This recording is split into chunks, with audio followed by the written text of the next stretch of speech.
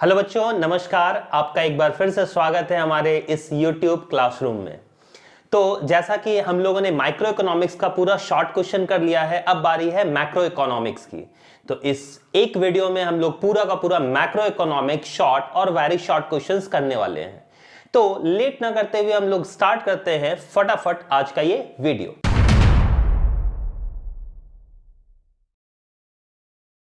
तो हमारा सबसे पहला क्वेश्चन है break even point. Define break even point, जिसको हिंदी में सम विच्छेद बिंदु कहा जाता है। इसका डेफिनेशन देखोगे, break even point show that situation where both revenue and cost become equal for the producer.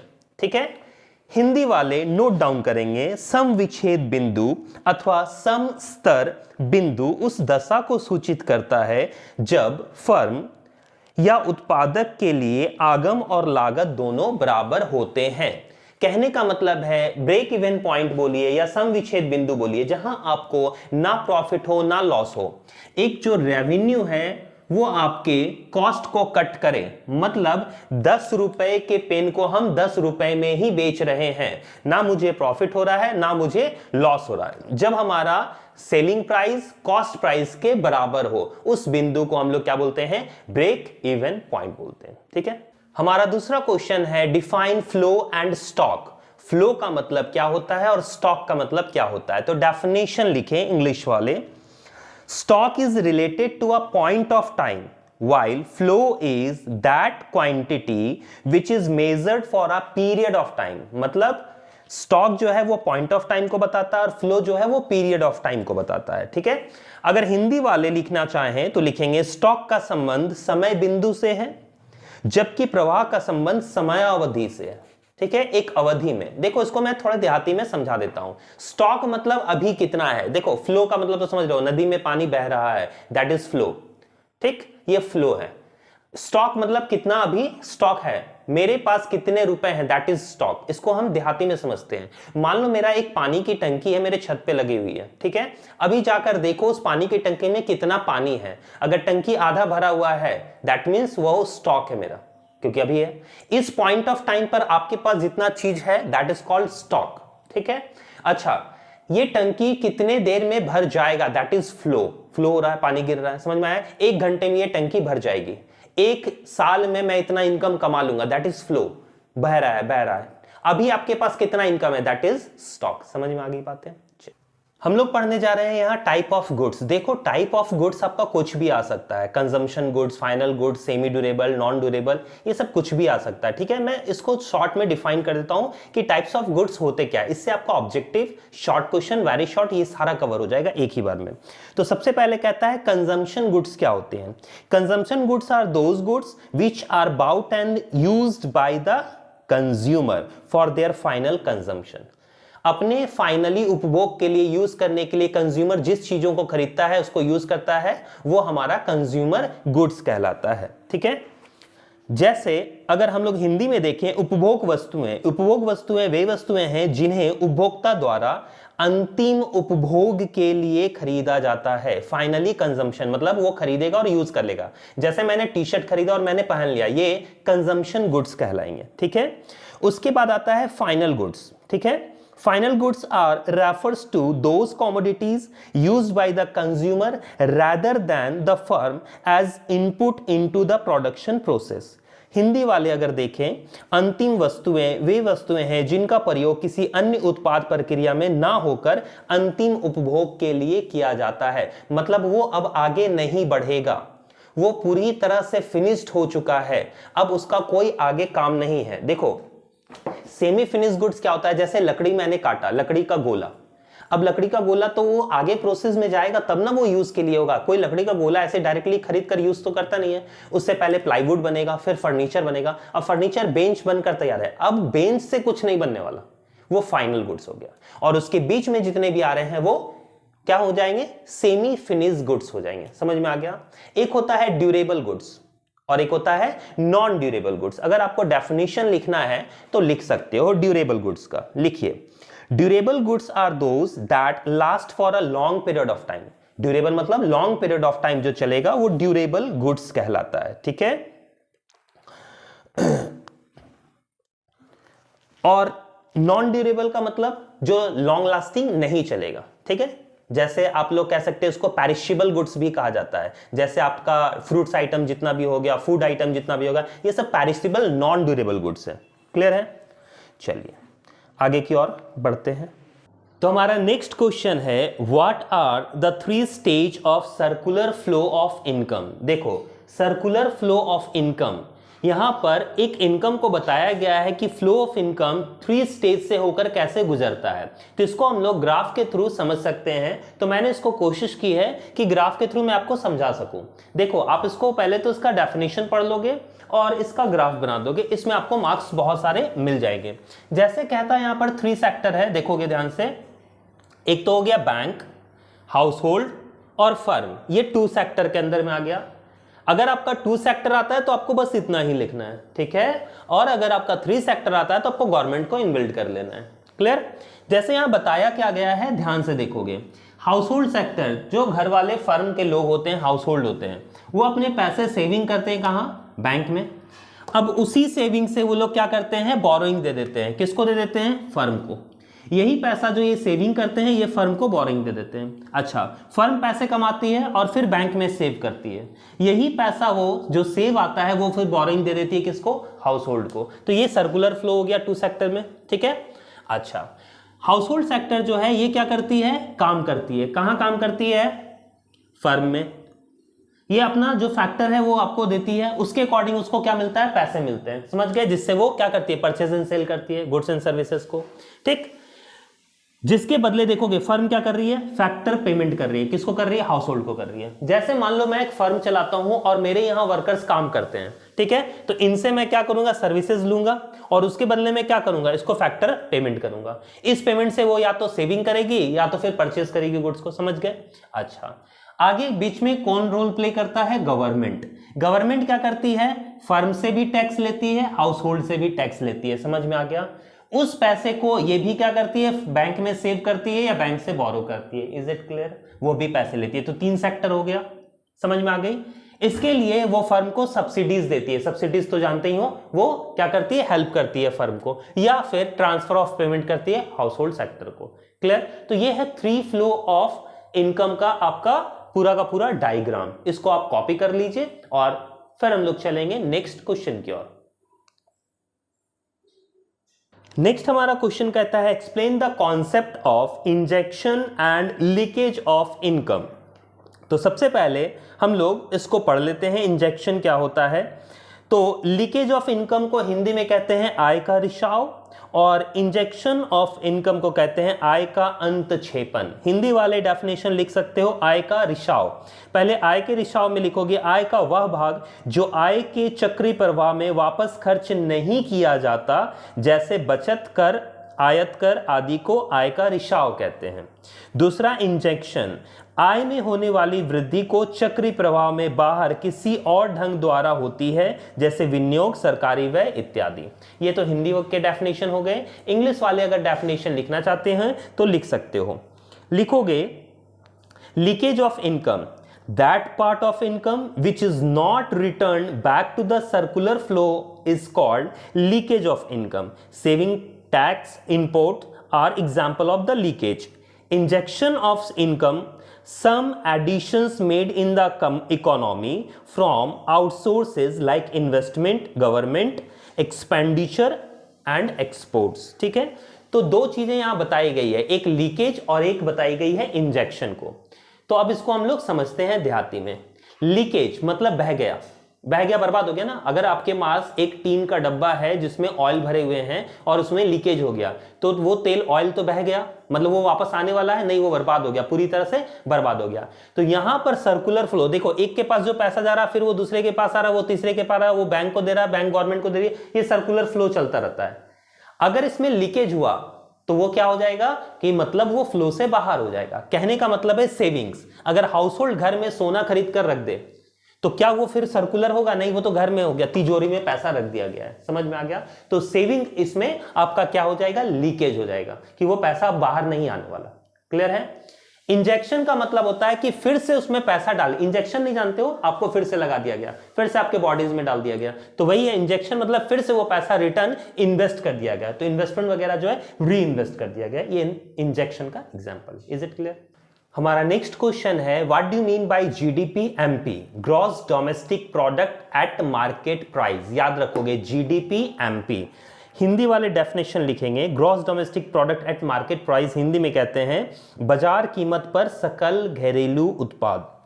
Definition है एक देश की घरेलू सीमा में उत्पादित समस्त अंतिम वस्तुओं और सेवाओं के बाजार मूल्य को सकल घरेलू उत्पाद कहा जाता है।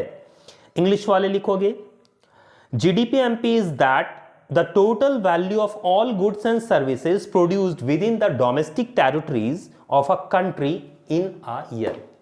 एक साल के अंदर में हमारी डोमेस्टिक टेरिटरीज मतलब जैसे इंडिया, इंडिया का जीडीपी मतलब इंडिया के अंदर में जितने भी उत्पादन हो रहे हैं, मतलब प्रोडक्शन हो रहे हैं गुड्स एंड सर्विसेज के, फाइनल गुड्स जो रेडी टू कंज्यूम है, इसको हम लोगों ने लास्ट टाइम डिस्कस कर लिया था कि फाइनल कंज्यूमर गुड्स क्या होते हैं। तो फाइनल गुड्स वैसे गुड्स हैं जो रेडी टू यूज है, तो वैसे सारे फाइनल गुड्स को हम लोग जीडीपी मानते हैं जो उत्पादन हो चुका है जिनका, वो भी कहां हुआ है, डोमेस्टिक टेरिटरीज के अंदर में हुआ है, और उसका मार्केट वैल्यू को जब जोड़ा जाता है तो वो जीडीपी एमपी कहा जाता है। जैसे हम लोगों ने देखा था, बहुत सारे लोगों ने बोला था कि कोविड में हमारा जीडीपी डाउन हो गया था, तो बहुत सारे लोग बोलने भी लगे थे कि देश में ऐसा है वगैरह वगैरह, हमारे मिनिस्टर्स जो चोर हैं इसीलिए हमारा जीडीपी जो है वो डाउन हो रहा है। बट बात को समझोगे, सबसे पहले बड़ी बात यह है कि जो रो रहे थे जीडीपी के बारे में, उनको जीडीपी के बारे में पता ही नहीं कि जीडीपी होता क्या है। पहले जीडीपी को समझें। जीडीपी मतलब ग्रॉस डोमेस्टिक प्रोडक्शन। हमारी इंडिया में अगर जो प्रोडक्शन हो रहा है फाइनल गुड्स का, उसके मार्केट वैल्यू को अगर जोड़ा जाए तो वो जीडीपी कहलाता है। अब बताओ, कोविड में तो सारी फैक्ट्रीज बंद है, तो जब प्रोडक्शन ही नहीं हो रहा है तो जीडीपी माइनस में तो जाएगा ही जाएगा ना, प्रोडक्शन तो हो ही नहीं रहा था ना, सारी फैक्ट्रीज तो बंद थी। समझ में आ गया? तो आपको जीडीपी, एनएनपी ऐसे करके आपके जितने भी शॉर्ट हैं, शॉर्ट नोट्स आपको देख लेने हैं। क्लियर है? चलिए नेक्स्ट की ओर चलते। आप लोगों को नेक्स्ट क्वेश्चन कर लेनी है define money and its function. ध्यान दोगे, मनी और उसके कार्य, मुद्रा और उसके कार्य क्या हैं, ये आपके लॉन्ग क्वेश्चंस में भी आ सकते हैं। ठीक है, तो अगर डेफिनेशन की बात की जाए तो सबसे पहले इंग्लिश वाले डेफिनेशन लिखेंगे, money is that commodity which is generally accepted by the people as a medium of exchange, measures of value, store of value and transfer of value। Hindi वाले अगर लिखना चाहें तो लिख सकते हो मुद्रा। मुद्रा वह वस्तु है जो कि विस्तृत क्षेत्र में विनिमय माध्यम, मूल्यांकन, मूल्य माप, मूल्य संचय और ऋणों के भुगतान के मान के रूप में सामान्य, स्वतंत्रता पूर्वक, स्वेच्छा से, निसंकोच स्वीकार की जाती है। मतलब मनी क्या है? मनी एक मीडियम ऑफ एक्सचेंज है जिससे हम लोग आसान तरीके से कोई भी सामान को खरीद बिक्री कर सकते हैं, किसी का वैल्यू लगा सकते हैं, वैल्यू ऑफ स्टोर, समझ रहे हो, किसी का वैल्यू लगा सकते हैं। देखो, अगर पैसे नहीं होते तो हम कैसे वैल्यू लगा सकते हैं कि सोना महंगा है, चावल सस्ता है, अभी हम लोग वैल्यू लगा पाते हैं कौन महंगा है कौन सस्ता है, मनी के कारण। समझ में आ गया? स्टोर ऑफ वैल्यू, आप इसको जमा करके रख सकते हो, बाकी कॉमोडिटीज को जमा करना काफी मुश्किल है। तो ये तो डेफिनेशन हो गए। फंक्शन फटाफट हम लोग देख लेते हैं। फंक्शन ऑफ मनी क्या है? प्राइमरी फंक्शन, सबसे पहला जो प्राइमरी प्राथमिक कार्य है वो है पहला मीडियम ऑफ एक्सचेंज। ठीक है, मीडियम ऑफ एक्सचेंज मतलब विनिमय का माध्यम। मीडियम ऑफ एक्सचेंज मतलब विनिमय का माध्यम, आप इजी टू एक्सचेंज कर सकते हैं, विनिमय मतलब एक्सचेंज कर सकते हैं। अगर पैसा है तो आप कोई भी सामान खरीद सकते हैं। यही तो बार्टर एक्सचेंज जो थी, बार्टर एक्सचेंज के ड्रॉबैक्स थे। बार्टर एक्सचेंज में हम आसानी से कोई भी प्रोडक्ट को, कोई भी सामान को हम लोग नहीं खरीद सकते थे। क्यों सर? क्योंकि मान लो कि हमारे पास चावल है, हमें किसी से दाल खरीदनी है, तो अगर हम दाल मांगने जाते थे कि भैया दाल ले लो, उसके बदले चावल ले लो, मान लो दाल वाले को दाल की जरूरत नहीं है, उसको सोना की जरूरत है, और सोने वाले को कुछ और चाहिए, तो इजी टू एक्सचेंज नहीं होता था। ठीक, तो मनी आने से क्या हो गया, भैया आपको पैसा चाहिए ना, आप चावल दो, दाल दो मुझे, उसके बदले क्या ले लो, पैसे ले लो। दूसरा क्या है? मेजरमेंट ऑफ वैल्यू, हम इससे मेजर्स कर सकते हैं। ठीक है, हिंदी में मूल्य का मापन कि कितना होगा, 1 लीटर ऑयल का मूल्य कितना होगा, 1 किलो चावल का मूल्य वैल्यू कितना होगा, 1 किलो सोना का वैल्यू कितना होगा। मनी के आने से ये वैल्यूज निकल गया। अच्छा, सेकेंडरी फंक्शन क्या है? Standard of deferred payments, Hindi में स्थगित भुगतान का मान। अगर आपको पेमेंट करना है फ्यूचर में, जैसे आपने लोन ले रखा है, आपको फ्यूचर में पेमेंट करना, मैंने 2 लाख रुपए का, 2 लाख का या 2 करोड़ रुपए का मैंने घर खरीद लिया, अब मुझे पेमेंट करना है फ्यूचर में, तो मैं अगर मेरे पास पैसे हैं तो मैं धीरे धीरे जमा करके उसको पैसे वापस कर सकता हूं। मान लो मेरे पास मिल्क है, अब मैं दूध को जमा कर सकता हूं, 10 साल के बाद मुझे पेमेंट करना, तो क्या 10 साल तक मैं उसको जमा करके फिर उसको पेमेंट कर सकता हूं? या कोई भी कॉमोडिटीज को उतना जमा कर सकता हूं? नहीं। लेकिन मनी क्या हो सकता है? डेफर्ड पेमेंट के लिए आसान से स्टोर किया जा सकता है, फ्यूचर में पेमेंट किया सकता है। ठीक है, अच्छा नेक्स्ट ऑप्शन की बात की जाए तो कहता है स्टोर ऑफ वैल्यू, जो मैंने अभी बताया कि इसको स्टोर करके रखा जा सकता है। हिंदी वाले मूल्य का संचय, देखो पॉइंट्स आप लोग लिखते जाओगे, मैं डिफाइन करता चला जा रहा हूं। मूल्य का संचय, आप इसको रख सकते हो, सिक्कों को, नोट को जमा करके रख सकते हो। नेक्स्ट है ट्रांसफर ऑफ वैल्यू। मान लो कि मेरा एक दोस्त जो है वो दिल्ली में रहता है, ठीक है, अब वो यहां से घर छोड़कर चला गया क्योंकि वो शिफ्ट हो गया, वहां पे उसको जॉब लग गई। अब वो कहता है कि भैया सुनो, मुझे यहां घर नहीं मिल रहा, तो एक काम करो ना, आप वहां जो मेरा धनबाद में घर है वो उठाकर दिल्ली शिफ्ट कर दो। क्योंकि पहले क्या होता था, पहले तो पैसे नहीं होते थे, सामान के बदले सामान, तो वो यहां से घर उठाएगा, तो उसके लिए क्या करते, हम बजरंगबली को बुलाते और बोलते भैया घर यहां से उठाओ और ले जाकर दिल्ली में शिफ्ट कर दो। Is it clear? लेकिन पैसे आ जाने की वजह से अब क्या हुआ, उसने बोला भैया घर नहीं मिल रहा, कोई बात नहीं, भैया कार नहीं मिल रहा, कोई बात नहीं, इसका घर यहां था, इसकी कार यहां थी, मैंने यहां बेचा, उससे पैसे लिए, same as it is car, same as it is घर मैंने वहां खरीद कर उसको दे दिया। मैंने यहां तुरंत अकाउंट में ट्रांसफर किया, पैसा वहां निकाला, वो वहां खरीद लिया, तो यहां से वो वहां शिफ्ट हो गया। ट्रांसफर ऑफ वैल्यू इजी तरीके से, किसके आने से? मनी के आने से। ठीक है, नेक्स्ट कंटीजेंट फंक्शन, तीसरा है आकस्मिक कार्य, तीसरा कार्य है बेसिस ऑफ क्रेडिट। उधार पैसे की वजह से हुआ, पैसा नहीं होता तो उधार नहीं होता। ठीक है, साख का आधार है। दूसरा डिस्ट्रीब्यूशन ऑफ सोशल इनकम, ठीक है, सामाजिक आय के वितरण का आधार। हम लोगों का जो इनकम वैल्यू है सामाजिक आय में जैसे कोई अमीर है कोई गरीब है, पैसे की वजह से। अगर पैसा नहीं होता, बार्टर एक्सचेंज होता, तो सब इक्वल ही रहते हैं, किसी को पता ही नहीं चलता कौन अमीर है कौन गरीब है। यहां पैसा है तो जिसके पास ज्यादा पैसा है वो अमीर है, जिसके पास ज्यादा कम पैसे हैं वो गरीब है। Is it clear? पैसे की वजह से अमीरी और गरीबी आई है। ठीक है, नेक्स्ट कहता है बेसिस ऑफ मैक्सिमम सेटिस्फैक्शन, अधिकतम संतुष्टि पैसे से ही मिलती है। जैसे मान लो कि लोग, इंसान काम क्यों करते हैं, आप बोलोगे पैसे के लिए, बेसिक चीज आते हैं, पैसा कमाकर हम करेंगे क्या? आप पढ़ क्यों रहे हो? पैसा कमाने के लिए। पैसा कमाकर करोगे क्या? बोलोगे गाड़ी लेंगे, बंगला लेंगे, घर लेंगे, खाना पीना खाएंगे, अच्छे अच्छे कपड़े खरीदेंगे। मान लो आप मेरे यहां काम करते हो, आप उसी पैसे से, जो मैं आपको सैलरी दूंगा, उसी पैसे से आप क्या करोगे? खाना खरीदोगे, आप उसी पैसे से कपड़े खरीदोगे। तो मैं काम करता हूं ना, आपको पैसे ना देकर मैं आपको खाना दे देता हूं, आपको कपड़े दे देता हूं, आपकी सारी फैसिलिटीज जो आप खरीदते हो मैं फैसिलिटीज दे देता हूं, आपको पैसे नहीं देता। फिर भी आप क्या बोलोगे? सर आप एक काम कीजिए ना, पैसे ही दे दीजिए ना, हम खरीद लेंगे, हम कपड़े खरीद लेंगे, हम जाके चावल खरीद लेंगे, हम जाके दाल खरीद लेंगे, सर अपने मुताबिक से हम खरीद लेंगे ना, आप दोगे सर पसंद नहीं आएगा ये वो।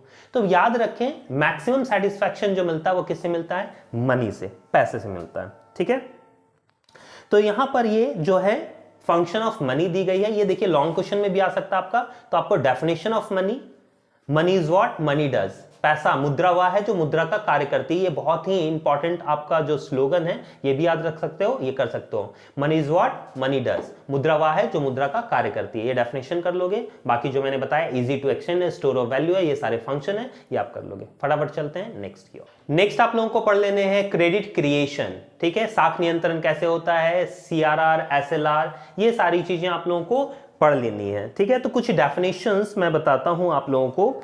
जैसे आपको CRR क्या होता है? It refers to the minimum percentage of banks total deposit required to kept with the central bank.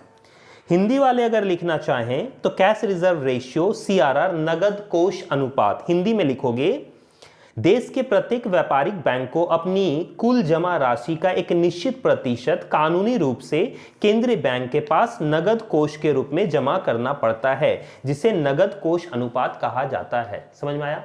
अब इसको समझते हैं डेफिनेशन। RBI आपको पता है बैंकों का बैंक है, सारे बैंक को कंट्रोल करती है, बॉस है यहाँ की बैंकों की। तो वो क्या कहती है सारे बैंकों को, कॉमर्शियल बैंकों को, भैया सुनो, तुम्हारे पास जितना भी कैश है क्या करो, तुम उसका कुछ परसेंटेज मेरे पास रिजर्व रखो। ठीक है, एक्चुअली बैंक पैसा कमाती कहां से है? जो पैसे उसके पास डिपॉजिट आते हैं उसी पैसे को वो किसी और को लोन दे देती है। तो बैंक चाहती है कि ज्यादा से ज्यादा पैसे आए और उस सारे पैसे को वो लोन दे दे ताकि उससे ज्यादा रेट ऑफ इंटरेस्ट मिले। क्योंकि वो जब पैसा डिपॉजिट करवाती है तो उसको वादा करती है कि भैया हम तुमको इंटरेस्ट देंगे। जैसे कोई डिपॉजिट किया तो उसको 3% मैं इंटरेस्ट दूंगा। ठीक, उसी पैसे को जब मैं लोन दूंगा तो लोन वाले से मैं 10% लूंगा। तो मैंने 10% लिया, इसको 3% दे दिया, 7% मेरे पॉकेट में आ गए। तो मैं चाहता हूं ज्यादा से ज्यादा मैं डिपॉजिट करवा दूं, ज्यादा से ज्यादा मैं उस पैसे को लोन में डलवा दूं। अब प्रॉब्लम आती है कि जब मैं पब्लिक के पैसे को, सब पैसे को लोन में डाल दूंगा और पब्लिक को पैसे को जरूरत पड़ेगी तो फिर वो पैसे कहां से निकालेंगे? ठीक है, इसके लिए आरबीआई ने क्या किया, स्ट्रिक्ट कर दिया कि सीआरआर आपको मेंटेन करना पड़ेगा। मैं जो भी परसेंटेज बोलूंगा, आपके पास जितना भी कैश रहेगा 4%, 5%, 3%, आपको वो मेंटेन करना पड़ेगा, मेरे पास रिजर्व रखना पड़ेगा। ताकि अगर मान लो आपके पास, आपके बैंक के पास, मान लो आपका जो अकाउंट है वो है सेंट्रल बैंक में। ठीक है, सेंट्रल बैंक में अकाउंट है, सेंट्रल बैंक में आग लग गई, आपके सारे पैसे जल गए। सेंट्रल बैंक वाला देने से मना कर रहा है कि भैया हम पैसा नहीं देंगे, पैसा तो जल गया। तो क्या कोई रिस्पॉन्सिबल है, क्या कोई रिस्क लेता है कि हाँ भैया हम तुमको पैसे देंगे? हाँ, आरबीआई रिस्क लेती है कि भैया तुम्हारे पैसे अगर कोई बैंक नहीं दे रही है तो मैं रिस्क लेता हूं, मैं तुम्हें दूंगा, लेकिन वो मैक्सिमम 5 लाख तक ही देगी। अगर आपका 2 लाख है तो 2 लाख देगी, 3 लाख है 3 लाख देगी, अगर आपका 5 लाख है तो 5 लाख देगी, 7 लाख है तो 5 ही लाख देगी। मैक्सिमम इतना ही रिस्क लेती है। समझ में आ गया? तो कैसे रिस्क लेगी? इसीलिए कोई बैंक छोड़कर भाग ना जाए, कुछ गड़बड़ी ना करे, उसके लिए वो रिस्ट्रिक्ट करती है सीआरआर। दूसरा आता है एसएलआर। सर एसएलआर क्या है? Statutory liquidity ratio. डेफिनेशन लिखोगे, SLR refers to that deposit ratio which every bank is required to maintain in cash against its total assets। ठीक है, हिंदी वाले संवर्धिक तरल अनुपात। सांवधिक तरल अनुपात का अभिप्राय उन जमाओं से है जिनको व्यापारिक बैंकों को अपनी कुल अस्तियों मतलब एसेट्स के एक निश्चित अनुपात में अपने पास तरल रूप में रखना पड़ता है। अब दूसरा आता है स्टैच्यूटरी लिक्विडिटी रेशियो। आरबीआई कहती है कि भाई बैंक सुनो, अब तुम्हारे पास लिक्विड फॉर्म में जितना भी है, कैश के अलावा लिक्विड फॉर्म में भी जितना भी है, तुम्हारे पास शेयर्स है, बॉन्ड्स हैं, डिवेंचर्स हैं या कुछ गोल्ड्स हैं, जो भी हैं, उसका भी तुम इतना परसेंटेज अपने पास रिजर्व करके रखो। वो होता है स्टैच्यूटरी लिक्विडिटी रेशियो, जो हमेशा आरबीआई बार बार वो चेक करते रहती है स्टैच्यूटरी बैंक के पास। ठीक है, तो आप लोगों को कर लेने हैं सीआरआर, एसएलआर। रेपो रेट याद रखोगे, रेपो और रिवर्स रेपो 2 तरह का रेट होता है। अगर ये शॉर्ट नोट्स में आता है तो आप ये आराम से लिख दोगे। जब आरबीआई को पैसे की जरूरत पड़ती है, जब आरबीआई को पैसे की जरूरत पड़ती है तो वो कॉमर्शियल बैंक से कहती है भैया लोन दो, या जब देखती है इन्फ्लेशन बढ़ने लगा तो वो क्या करती है, रिजर्व करती है। ठीक है, उनसे पैसे ले लेती है। जब वो उनसे पैसे लेती है उधार में, तो जो रेट पर लेती है वो रिवर्स रेपो कहलाता है। और बाकी का कॉमर्शियल बैंक, मान लो मैं आरबीआई हूं, आप लोग मेरे छोटे छोटे कॉमर्शियल बैंक हो, आप लोगों को पैसे की जरूरत पड़ेगी, कहां से लोगे? आरबीआई से उधार लोगे। आरबीआई कहती है मेरे से उधार ले लो, मेरे से उधार ले लो, मैं रेपो रेट पर दूंगा। रेपो रेट जो आरबीआई कॉमर्शियल बैंक को उधार देती है वो रेपो रेट कहलाता है। ठीक है, और जब आरबीआई दूसरे बैंकों से उधार लेती है वो रिवर्स रेपो रेट कहलाता है। समझ में आ गया? तो 2 तरह का है, जब आरबीआई उधार देगी तो रेपो, जब उल्टा लेगा reverse repo. Is it clear? आप लोग नेक्स्ट क्वेश्चन कर लोगे, what do you mean by credit creation, तो मैंने बोल ही दिया। Time deposit and demand deposit, ये आपको कर लेनी है शॉर्ट नोट्स के लिए। एंड नेक्स्ट कर लेना है आपको define open and closed economy.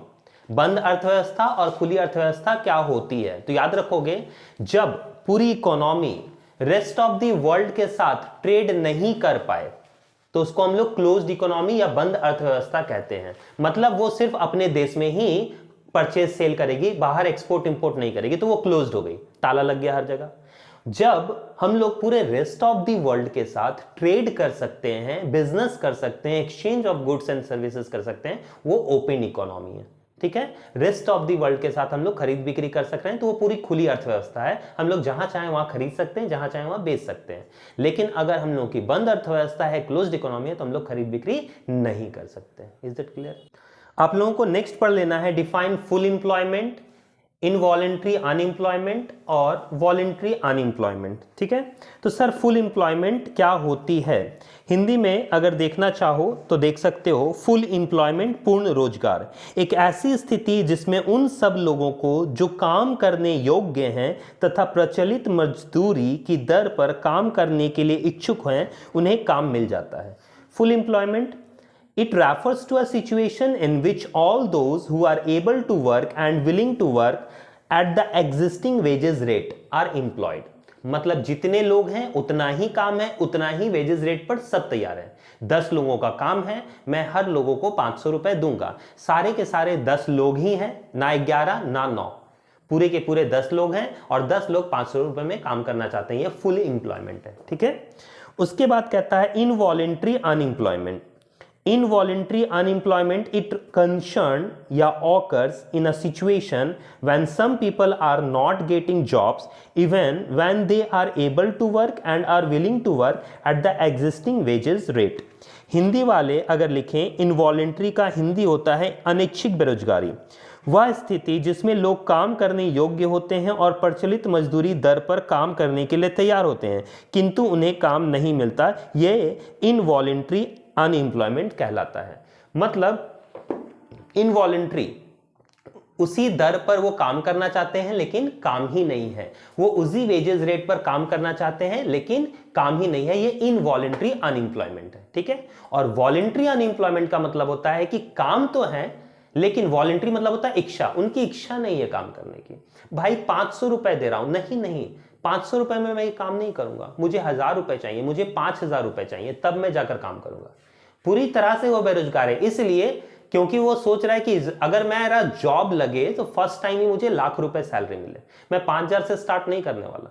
5000 का जॉब मिल रहा है लेकिन वो बेरोजगार है, 1 रुपए नहीं कमा रहा है। क्यों? क्योंकि उसका सपना बड़ा है, उसे 1 लाख रुपए कमाना है। समझ में आ गया? इसको कहते हैं वॉलेंट्री अनएम्प्लॉयमेंट, चाहकर भी वो नहीं कर रहा है, मतलब एग्जिस्टिंग वेजेस रेट पर वो काम नहीं करना चाह रहा। और इनवॉलेंट्री का उल्टा होता है उसका। इनवॉलेंट्री में क्या होता है कि वो काम करना चाहता है, उसी वेजेस रेट पर काम करना चाहता है लेकिन काम ही नहीं है। Is it clear? आप लोगों को नेक्स्ट पढ़ लेना है marginal propensity to consume, marginal propensity to save, autonomous consumption, autonomous investment. जैसे ऑटोनोमस कंजम्पशन कहता है कि हमारा इनकम 0 हो फिर भी हम कुछ ना कुछ खर्च करते हैं, that is called autonomous consumption. ठीक है, मार्जिनल प्रोपेंसिटी, मार्जिनल मतलब होता है एडिशनल। ठीक है, मार्जिनल प्रोपेंसिटी टू कंज्यूम और marginal propensity to save. Consume मतलब consumption, change in consumption divided by change in income, और सेव में change in saving divided by change in income. Y denote करता है इनकम को। Income में change आने से हमारे कंजम्पशन में क्या चेंज आएगा वो हमारा एमपीसी कहता है, इनकम में चेंज आने से हमारे सेविंग पर क्या चेंज आएगा वो एमपीएस कहता है। ठीक है, और इसी को कीन्स ने बताया था, कीन्स थ्योरी। कीन्स कहते हैं कि हमारे इनकम बढ़ने से हमारा कंजम्पशन तो बढ़ेगा। आज मान लो कि हम लोग 10,000 खर्च कर रहे हैं, कि अगर हम लोग मान लो कि 20,000 रुपए कमा रहे हैं तो 20,000 कमा रहे हैं तो 10,000 खर्च कर रहे हैं। जैसे हमारा इनकम बढ़ेगा 50,000 तो हम ज्यादा खर्च करेंगे, 1 लाख बढ़ेगा तो और खर्च करेंगे। ठीक है, समझ में आ गई? लेकिन कीन्स ने खोज निकाला कि हम लोग उस रेशियो में नहीं करेंगे जिस रेशियो में हमारा इनकम बढ़ेगा। सर समझ नहीं आया, थोड़ा देहाती में बताएं, ध्यान रखोगे। कीन्स ने बताया कि ह्यूमन नेचर जो होता है वो सेविंग का नेचर होता है, वो हमेशा पैसे सेव करना चाहता है। ठीक है, जैसे फॉर एग्जांपल अगर मैं आपको 100 रुपए दूं तो आप उसमें से अपने दोस्तों को कितना खर्च करोगे? मान लो 70 रुपए आप खर्च कर दिए। Is it clear? दोस्तों ने बोला भाई कोल्ड ड्रिंक्स पिलाओ, चाउमीन खिलाओ, चलो 70 रुपए आपने खर्च कर दिए। अब बताओ मैं अगर आपको 200 रुपए दूंगा तो कितना खर्च करोगे? बोलोगे 100 रुपए खर्च करेंगे। Is it clear? रेशियो की बात की जाए तो 100 में 70 मतलब 70% आपने खर्च किया था, तो 200 रुपए में 140 खर्च करना चाहिए था, बट आप 100 ही करोगे। ठीक है, अच्छा अब 500 रुपए देता हूं तो बोलोगे सर 200 खर्च करेंगे, 300 रुपए रख लेंगे। ठीक है, देखो इनकम बढ़ रहा है तो आपका एक्सपेंडिचर भी बढ़ रहा है, आप ज्यादा खर्च कर रहे हो लेकिन उस रेशियो में नहीं कर रहे हो। यहां अगर देखा जाए 100 रुपए में 70 रुपए तो 500 रुपए में 7 बचे 35, 350 रुपए खर्च करनी चाहिए थी। लेकिन हम लोग कितना खर्च कर रहे हैं, 200 रुपए ही खर्च कर रहे हैं। समझ में आया? तो ये हम लोगों को बताया कीन्स ने कि इनकम बढ़ने से कंजम्पशन तो बढ़ता है, एक्सपेंडिचर तो बढ़ता है, लेकिन उस रेशियो में नहीं बढ़ता है, क्योंकि ह्यूमन नेचर होता है सेविंग करने का, वो सेविंग पे ज्यादा ध्यान देता है। Is it clear? नेक्स्ट आप लोगों को पढ़ लेनी है मल्टीप्लायर। मल्टीप्लायर के से डिनोट किया जाता है, जिसका फॉर्मूला है change in income divided by change in investment. अगर इससे रिलेटेड न्यूमेरिकल भी आता है तो आप इसको सॉल्व कर सकते हो। उसका एक और फॉर्मूला है 1 डिवाइडेड बाई 1 माइनस MPC। ठीक है, ये आप लोग दूसरा फॉर्मूला इसके थ्रू भी आप बना सकते हो। क्लियर है? अब MPC और MPS में जो आपका रिलेशनशिप है याद रखोगे, MPC plus MPS is equal to 1। आपका ये आ सकता है। ठीक है, या अगर हम इसको दूसरी तरह से लिखें, MPC is equal to 1 minus MPS, ऐसे लिख सकते हैं। या MPS को रख लें MPS is equal to 1 minus MPC। ठीक है, इससे न्यूमेरिकल भी आ सकता है। जैसे अगर बोलेगा मल्टीप्लायर निकालने, कहेगा कि मेरा इनकम जो है वो इतना से इतना बढ़ गया और हमारा इन्वेस्टमेंट इतना से इतना बढ़ गया, तो मल्टीप्लायर निकालें। जैसे फॉर एग्जांपल मान लो मेरा इनकम 1 लाख रुपए था, 1 लाख से वो 2 लाख हो गया।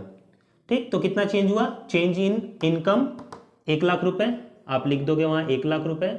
इन्वेस्टमेंट, मान लो इन्वेस्टमेंट कहता है पहले मेरा 20,000 था और अब जो है वो हम लोग 30,000 रुपए कर रहे हैं, तो कितना हो गया, 10,000 चेंज हो गया, तो चेंज इन इन्वेस्टमेंट 10,000 हो जाएगा। या ऐसा कह सकता है 20,000 था, अब हम लोग इन्वेस्टमेंट कितना कर रहे हैं, मान लो 40,000 रुपए कर रहे हैं, तो कितना का डिफरेंस आ गया, 20,000 रुपए का डिफरेंस आ गया। डिवाइड कर दोगे, ये हमारा मल्टीप्लायर आ जाएगा।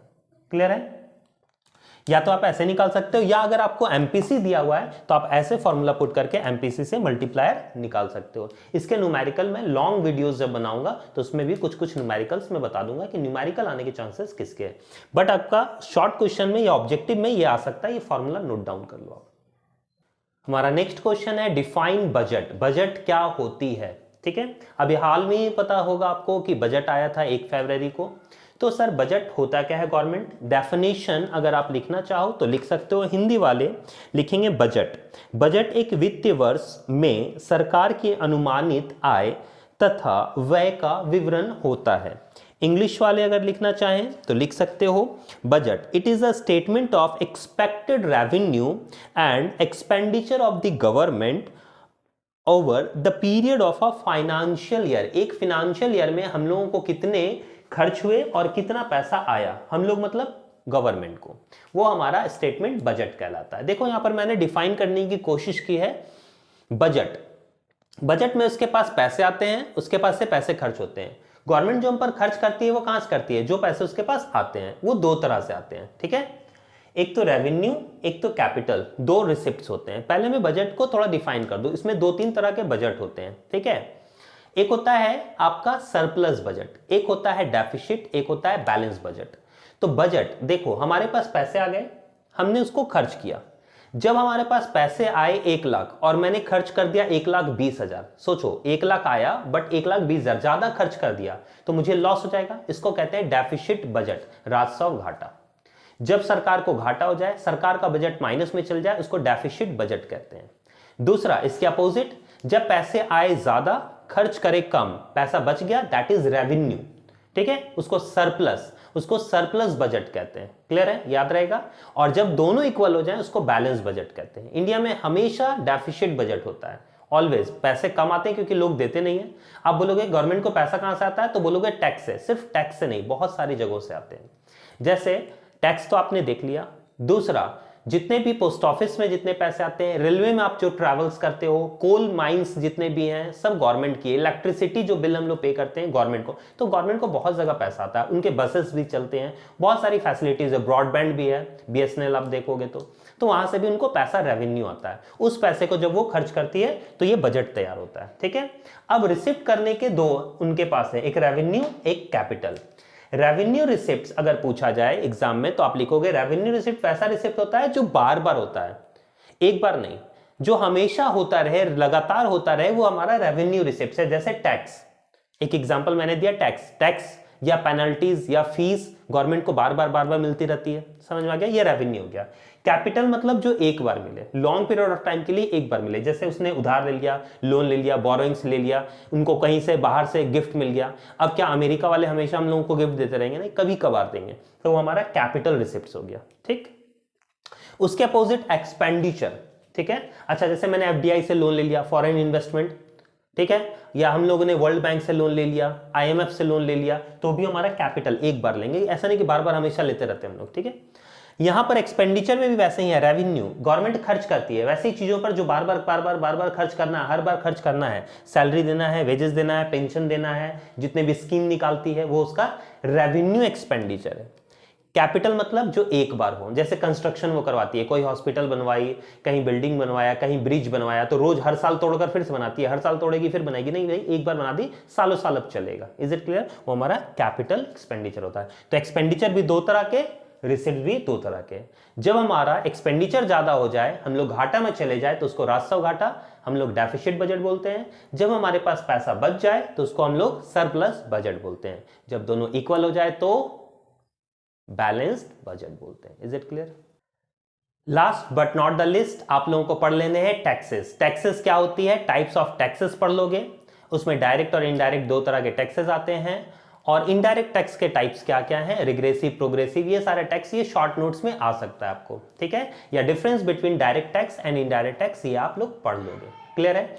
तो आप लोगों का ये शॉर्ट नोट्स का वीडियो पूरा होल बुक यहां पर खत्म होता है। आप लोगों ने सारे के सारे टॉपिक्स को पढ़ रखा है। अब आप इसमें से ही कुछ क्वेश्चंस आपके आने वाले हैं, जिसको आपको बहुत अच्छे तरीके से, आपने डेफिनेशन भी नोट डाउन कर ही लिया होगा, और अगर नोट डाउन नहीं किया है तो आप नोट डाउन कर लें, सारे डेफिनेशन को लिख लें, और अगर उसको थोड़ा सा और विस्तार पूर्वक एक्सप्लेन करना चाहते हो तो फिर आप लोग उसको, या तो आपके पास बुक होगा आप उससे देख सकते हो, या नेट से भी निकाल सकते हो। ठीक है, बाकी इसके बाद हम लोग मिलेंगे अपने लॉन्ग वीडियो में।